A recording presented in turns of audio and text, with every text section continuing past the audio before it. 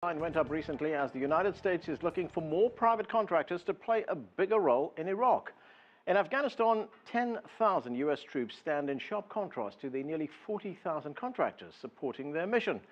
More than a third are American citizens in both armed and unarmed roles. Washington has used contractors in Iraq and Afghanistan more than it has in any war in its history, spawning what has become a multi-billion-dollar growth industry. But the outsourcing of armed security and conflict, while limiting the role of government military, is not without controversy.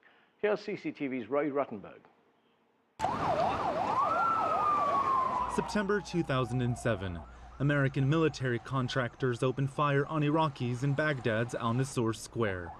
17 people are killed, among them women and children. The deaths spark outrage and calls for accountability.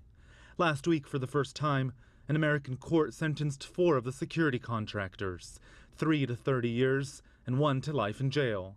The judge saying it's clear the men panicked, but their actions cannot be condoned by the court.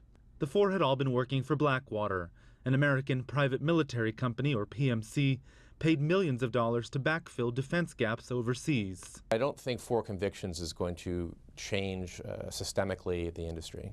Sean McFade is author of The Modern Mercenary. He's a former U.S. Army paratrooper turned private security contractor. And this industry sort of actually started to emerge in the 1990s for the Balkans, and then Iraq and Afghanistan sort of catapulted it into the stratosphere, billions of dollars. Nobody even knows how many billions of dollars, just billions of dollars. And it's growing. In the decade between 1998 and 2008, U.S. spending on military outsourcing nearly tripled to around $500 billion. In Iraq, experts say the soldier-to-contractor ratio is now 1-to-1.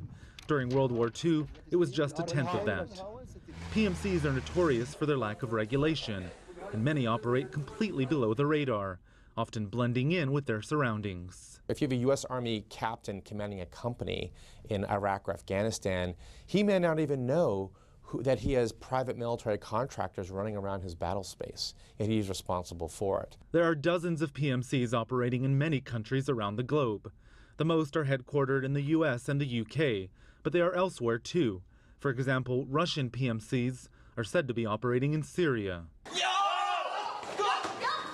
And even China. This private company is training men and women for security operations abroad, as more and more Chinese interests flow beyond China's borders. But some are warning of the dangers. You're creating a free market for force, and they could work for the highest bidder, and they could switch sides, and they can elongate conflicts for money, and they could even start conflicts. The majority of contractors, for example, 85% in Iraq, are actually unarmed. Many provide general support, cleaning facilities, serving lunches. In theory, they pose little threat.